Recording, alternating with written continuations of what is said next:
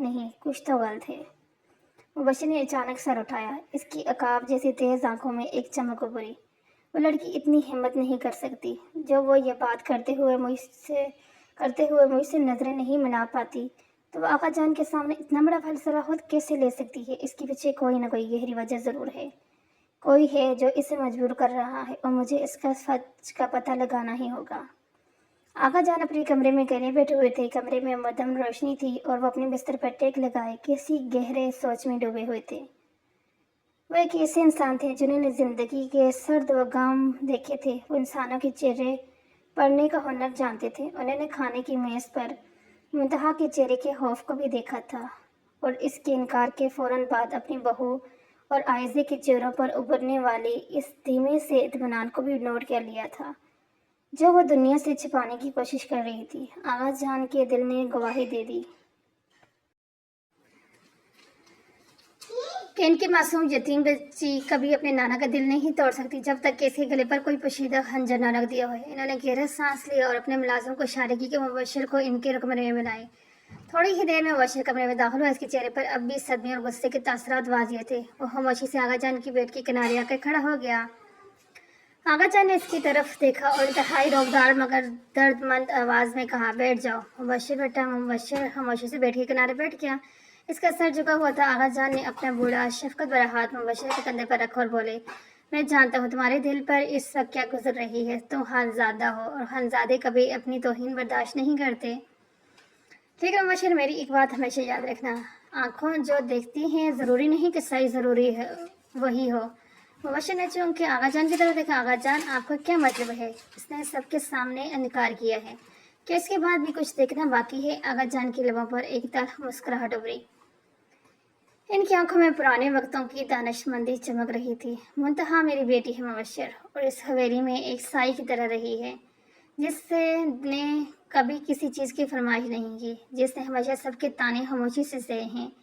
وہ لڑکی جو میرے ایک اشارے پر اپنی جان دے سکتی ہے، وہ میرے اتنے بڑے فیصلے کو یوں سرعام ٹھکرا دے، یہ ممکن نہیں ہے۔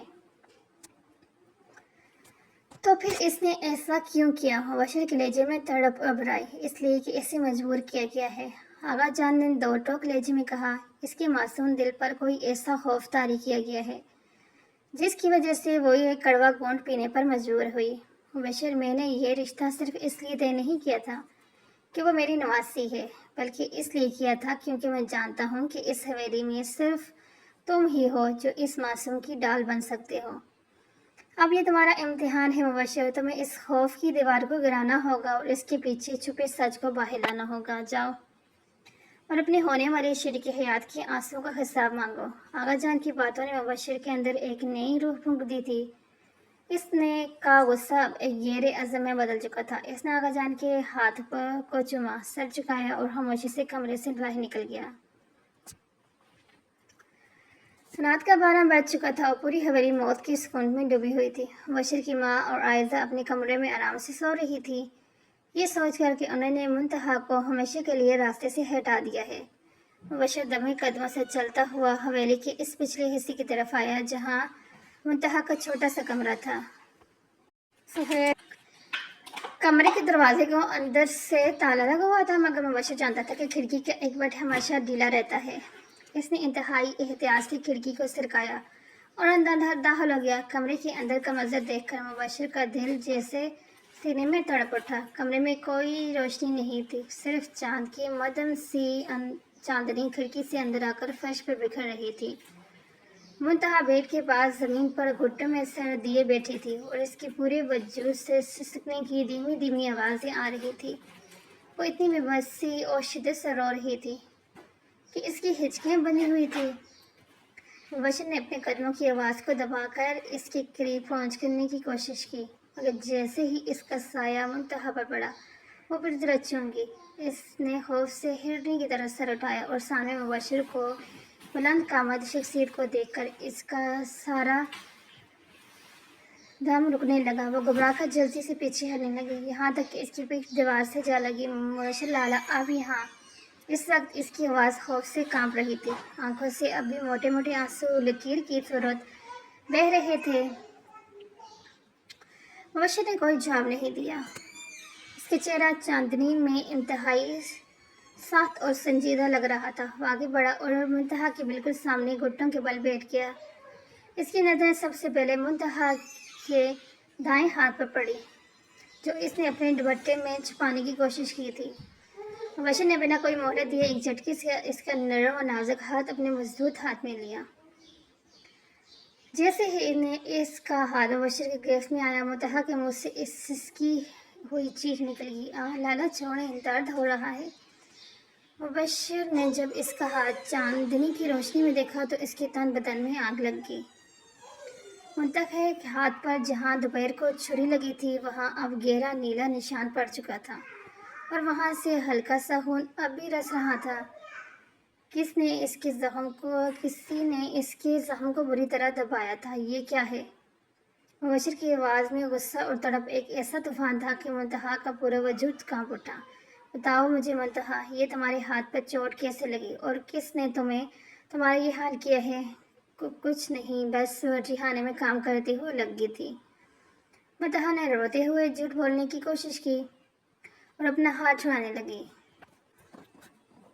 "آپ پلیز یہاں سے چلے جائیں، اگر کسی نے دیکھ لی تو بہت تماشا بنے گا، میں کہیں نہیں جا رہا۔" مبشر نے اس کے دونوں کندھوں کو تھام کر اسے دیوار کے ساتھ ٹکایا۔ اس کی آنکھیں منتہا کے چہرے پر جم گئی۔ "تم نے سب کے سامنے دسترخوان پر مجھ سے انکار کیا، اب ذرا میری آنکھوں میں آنکھیں ڈال کے کہو کہ تم یہ شادی نہیں کرنا چاہتی۔ بولو منتہا، کہہ دو کہ تمہیں مبشر خانزادہ سے نفرت ہے اور تم اس کے ساتھ زندگی نہیں گزارنا چاہتی۔" منتہا نے تڑپ کر اپنی آنکھیں کھولی، جن میں آنسوؤں کا سمندر امڑ رہا تھا۔ وہ مبشر کی سچی محبت اور اس کے غصے کے سامنے اب خود کو مزید سنبھال نہیں پا رہی تھی۔ اس کا دل چاہ رہا تھا کہ وہ چہلا چلا کہے کہ وہ اس سے محبت کرتی ہے، وہ اس کے ساتھ زندگی گزارنا چاہتی ہے، مگر اس کی تائی امی کے زہریلے الفاظ اس کے ذہن میں گونج اٹھے۔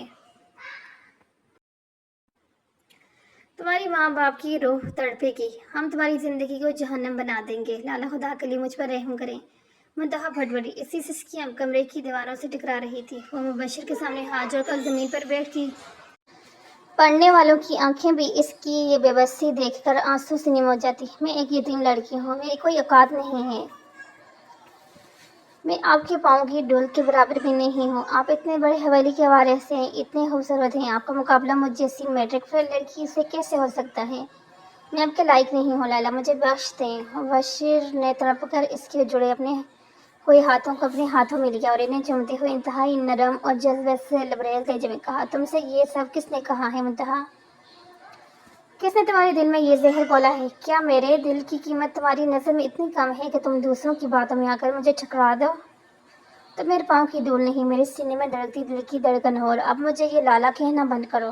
کب سمجھو گی تم ہمارا رشتہ بدل چکا ہے؟" منتہا نے روتے ہوئے اپنا سر نفی میں لایا۔ اس کا چہرہ آنسو سے تر تھا۔ "نہیں، بڑی مامی اور آئزہ نے میری امی ابو کا رنگ زمین پر پھینک دیا، میری مری ہوئی ماں کی تصویر کو اپنے پیروں تلے مسل دیا۔ انہوں نے کہا ہے کہ اگر میں نے اس شادی سے انکار نہیں کیا تو میرے والدین کی روح کو تڑپائیں گے، وہ مجھے جیتے جی مار دیں گے۔ میں بہت ڈر گئی تھی لالا، میں اکیلی ہوں، میرے کوئی نہیں ہے۔" منتہا کا یہ اعتراف سن کے مبشر کے پاؤں تلے زمین نکل گئی۔ اس کی اپنی ماں نے اس معصوم بچی پر اتنا ظلم کیا،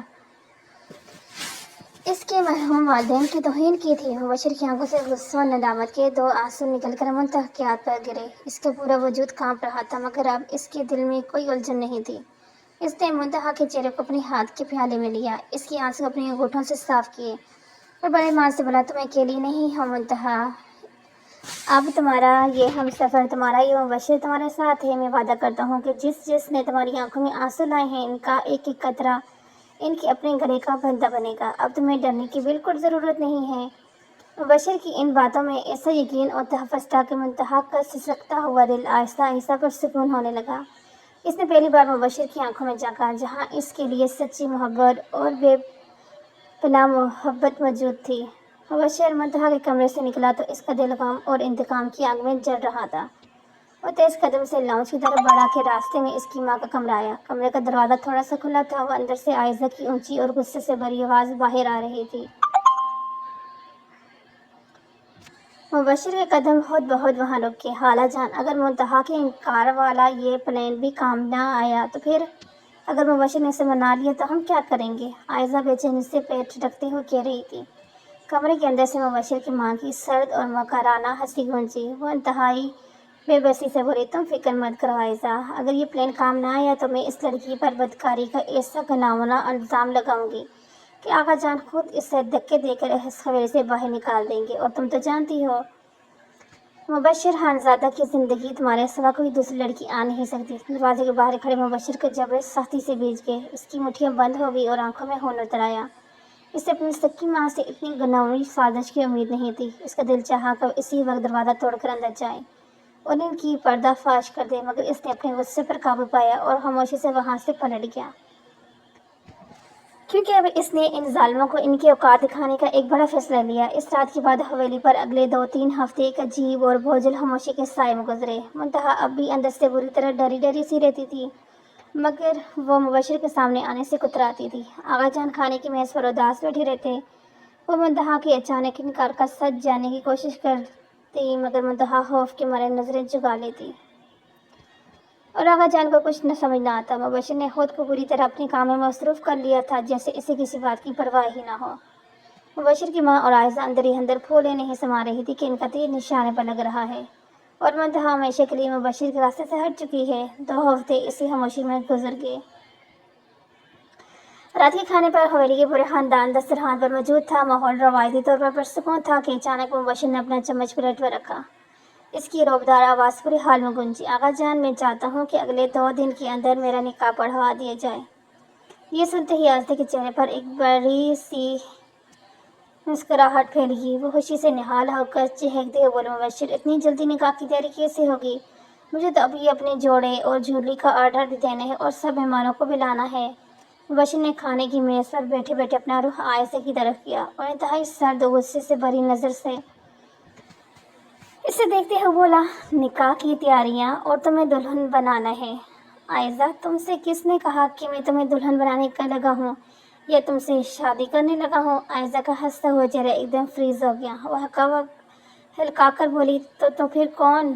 تم اچھی طرح جانتے ہو کہ وہ کون ہے۔ مبشر نے اپنی نظریں جھکے ہوئے منتہا پر ٹکائی، جو حیرت سے سر اٹھا کر اسے دیکھ رہی تھی۔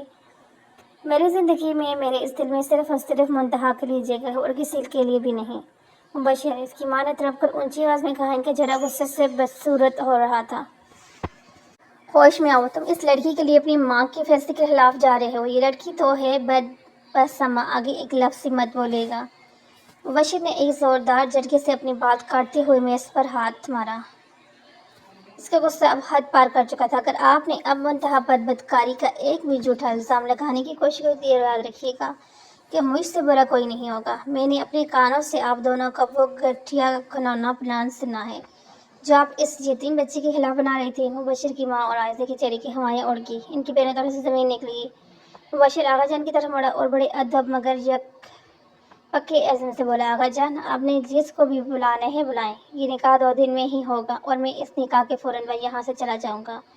میں نے شہر میں اپنے لیے ایک الگ گھر کا انتظام کر لیا ہے۔ پھر اس نے اپنی ماں کی طرف دیکھا، اور میں اکیلا نہیں جا رہا، میرے ساتھ آقا جان بھی جائیں گے۔ آپ اپنی یہ جھوٹی انا، یہ دولت، یہ غرور، اپنی یہ مکاری چالیں اپنے پاس رکھیں۔ ہمیں آپ کے اس زہریلے سائے میں اب ایک پل بھی نہیں رہنا۔ مبشر، یہ جھوٹ ہے، کس نے تمہیں میرے خلاف بھڑکایا ہے؟ اس کی ماں نے روتے ہوئے اس کا ہاتھ تھامنے کی کوشش کی، مجھے کسی نے نہیں بھڑکایا ماں، میں نے خود اپنے کانوں سے سنا ہے کہ آپ کی معصوم کی زندگی برباد کرنے پر تلی ہوئی تھی۔ اب میرا یہ آخری فیصلہ ہے۔ مبشر نے اپنا ہاتھ پیچھے کھینچا اور وہاں سے اٹھ گیا۔ 2 دن بعد حویلی میں سادگی سے نکاح کی رسم ادا ہوگی۔ گھر کا ماحول بہت کھچکچا اور بوجھل تھا۔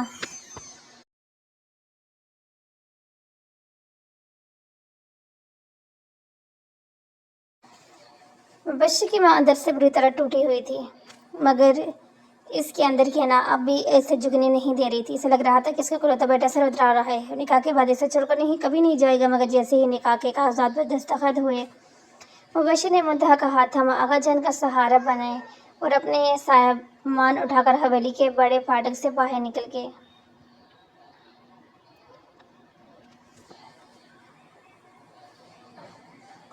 مبشر کی ماں حویلی کے صحن میں کھڑی اپنے بیٹے کو ہمیشہ کے لیے دور جاتے دیکھتی رہے گی، مگر اس کے منہ سے ایک لفظ نہ نکلا۔ رات کے وقت وہ بڑی سی حویلی ایک قبرستان کی طرح ویران لگ رہی تھی۔ مبشر کے والد کمرے میں آئے تو ان کا چہرہ غصے اور افسوس سے بھرا ہوا تھا۔ انہوں نے اپنی بیوی کے صوفے پر اکیلے بیٹھے دیکھا تو سر لہجے میں بولے، خوش ہو، اب مل گیا سکون تمہیں؟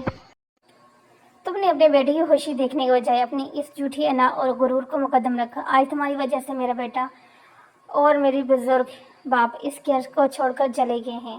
وہ غریب تھی، یتیم تھی، وہ مبشر کے لائق نہیں تھی۔ اس نے روتے ہوئے اب بھی اپنی ضد کا مظاہرہ کیا۔ وہ میری سکی بہن کی بیٹی تھی۔ اس کے شوہر نے ڈانٹتے ہوئے کہا، ان کی آنکھوں میں آنسو تھے۔ اگر مجھے ذرا بھی اندازہ ہوتا کہ تمہیں اس معصوم اور لاوارث بچے کے ساتھ پیٹھ پیچھے یہ سب ظلم کر رہی ہو تو میں کب کا اسے اس حویلی سے دور کسی محفوظ جگہ پر لے جاتا۔ تم نے ایک یتیم کا دل دکھایا۔ اب بھگتو اپنی اس تنہائی کو، یہ کہہ کر غصے سے کمرے کا دروازہ بند کر کے چلے گئے اور اپنی بیوی سے ہمیشہ کے لیے منہ موڑ لیا۔ اگلے چند دن مبشر کی ماں کے لیے کسی عذاب سے کم نہیں تھے۔ وہ اس اتنی بڑی عالیشان حویلی میں بالکل اکیلی اور تنہا رہ گئی تھی۔ کوئی اس سے بات کرنے والا نہیں تھا، نہ شوہر اور نہ ہی بیٹا۔ ایک دن وہ اپنے کمرے میں سر پکڑے بیٹھی رو رہی تھی کہ عائزہ بغیر اجازت کمرے میں داخل ہوئی۔ عائزہ کے چہرے پر اب بھی وہی موقرانہ تاثرات تھے۔ وہ آ کر بولی، خالہ جان، آپ رو کیوں رہے ہیں؟ میں نے ایک اور زبردست پلان بنایا ہے۔ اگر ہم شہر جا کر مبشر سے نکل جاؤ یہاں سے۔ مبشر کی ماں ایک دم پاگلوں کی طرح چیخی۔ اس نے عائزہ کا ہاتھ جھٹک دیا۔ خبردار، جو دوبارہ میرے سامنے کوئی پلان یا چالاکی کا نام بھی لیا، تمہاری اسی حسد اور میری اس اندھی انا نے میرا ہنستا کھیلتا گھر اجاڑ دیا ہے۔ میں یہاں اکیلی تنہا جیتے جی مر رہی ہوں اور تمہیں اب بھی اپنی چالاکیوں کی پڑی ہے۔ چلی جاؤ یہاں سے، دوبارہ مجھے اپنی شکل مت دکھانا۔ عائزہ نے حیرت اور غصے سے اپنی خالہ کو دیکھا اور زفر لہجے میں بولی، آپ میرے ساتھ اس طرح بات کیوں کر رہی ہیں خالہ جان؟ آپ تو خود اس لڑکی کو ناپسند کرتی تھی۔ اپنے بیٹے کو آپ نے خود اپنی ان حرکتوں کی وجہ سے گنوایا ہے۔ اب سارا الزام مجھ پر مت لگائیں۔ میں جا رہی ہوں یہاں سے۔ اب اگر میں مر بھی رہی ہوں گی نا، تب بھی میں اس حویلی میں مڑ کر نہیں آؤں گی۔ عائزہ اپنے سٹینڈر پٹکتی ہوئی تیز قدموں سے کمرے سے باہر نکل گئی اور حویلی کا بڑا دروازہ دھڑام سے بند ہو گیا۔ مبشر کی ماں صوفے پر گر پڑی۔ اس کی آنکھیں کھلی کی کھلی رہ گئی۔ وہ سوچ بھی نہیں سکتی تھی کہ جس ماضی کے لیے اس نے اپنے بیٹے کی خوشیاں داؤ پر لگا دی، وہ عائزہ مصیبت کے وقت اسے اس طرح سے ذلیل کر چھوڑ جائے گی۔ اب اس حویلی کے در و دوار سے اسے کاٹنے کو دوڑ رہے تھے۔ وہ اکیلی تھی، بالکل تنہا، اپنے کی جال میں قید۔ شہر کا وہ چھوٹا سا نیا گھر محبت اور پرسکون روشنی میں جگمگا رہا تھا۔ وہاں نہ تو کوئی حسد تھا اور نہ ہی کوئی تان دینے والا۔ آقا جان صحن میں کرسی پہ بیٹھے مسکرا رہے تھے۔ ان کے چہرے کا وہ پرسکون پرانا سکون واپس لوٹ آیا تھا۔ کمرے کے اندر منتہا کھڑکی کے پاس کھڑی باہر کا خوبصورت منظر دیکھ رہی تھی۔ وہ لڑکی جب کبھی حویلی کے کونوں میں ڈری ڈری اور سہمی ہوئی رہتی تھی، جو صرف رونا چاہتی تھی، آج مبشر کی سچی محبت اور تحفظ کی چھاؤں میں آ کر بالکل بدل چکی تھی۔ اس کے چہرے کا خوف اب ختم ہو چکا تھا، وہ اور اس کی جگہ ایک دلکش کھلکھلاتی ہوئی مسکراہٹ نے لے لی تھی۔ اس کے اندر کا وہ معصوم بچہ جو سالوں پہلے ماں باپ کے جانے سے مر چکا تھا، مبشر کے پیار نے اسے دوبارہ سے زندہ کر دیا تھا۔ مبشر کمرے میں داخل ہوا تو اس نے منتہا کو یوں چہکتے اور مسکراتے دیکھا۔ اس کے اپنے لبوں پر ایک خوبصورت مسکراہٹ ابھر آئی۔ وہ آہستہ سے اس کے پیچھے آ کر کھڑا ہوا اور اس کے دونوں کندھوں پر ہاتھ رکھ دیے۔ منتہا نے چونک کر پیچھے دیکھا۔ منتہا نے اور شرما کر اپنی اردی جھکا لی۔ مبشر نے نرمی سے کے چہرے کو اپنے ہاتھ میں اٹھایا۔ اس کی جھیل جیسی چمکدار آنکھوں میں جھانکا اور بڑے یقین سے بولا، میں تم سے وعدہ کیا تھا نا منتہا کہ میں تمہاری زندگی کی خوشیوں سے بھر دوں گا اور تمہیں ہر خوف سے نجات دلاؤں گا۔ دیکھو، آج تمہارے یہ مبشر تمہارے سامنے کھڑے ہے اور اب اس دنیا کی کوئی بھی طاقت تمہیں مجھ سے دور نہیں کر سکتی۔ منتہا کی آنکھیں اب خوشی کے آنسو تھے۔ اس نے اپنے دونوں ہاتھ مبشر کے سینے پر رکھے اور پہلی بار پورے حق اور مان سے بولی، آپ نے مجھے ایک نئی नया जन्म दिया है लाला। मैंने कभी सोचा भी नहीं था कि मेरी ज़िंदगी में भी कभी इतनी खुशियाँ आ सकती हैं। लाला नहीं, अब मैं तुम्हारा शौहर हूँ, मुबशर ने शरारत से कहा। तो मुंतहा का पूरा चेहरा हया की लाली से दहक उठा। इसने अपना सर मुबशर के मजबूत और महफूज सीने से लगा दिया, जहाँ इसे अपनी पूरी कायनात मिल चुकी थी। बाहर परिंदे चहचहा रहे थे और जिंदगी से अपनी भरपूर खूबसूरती के साथ इन दोनों के इस्तकबाल कर रही थी, जबकि दूर इस बड़ी हवेली के सर्द अंधेरे में गुरूर और अना अपने बिखरे हुए वजूद के साथ अकेली खड़ी थी, मातम कर रही थी। कैसे लगा आपको ये नावल? बाज़ औक़ात बड़ों को भी सोचना चाहिए, अपनी अनाखों पर नहीं अड़ना चाहिए, क्योंकि आजकल वो ज़माना तो है नहीं कि जैसे माँ बाप बोलेंगे बस बच्चे वही करेंगे। बाज़ औक़ात बच्चे गलत होते हैं, बाज़ औक़ात वालिदैन। तो दोनों को सोचना चाहिए कि हम किस हद तक सही हैं, किस हद तक गलत।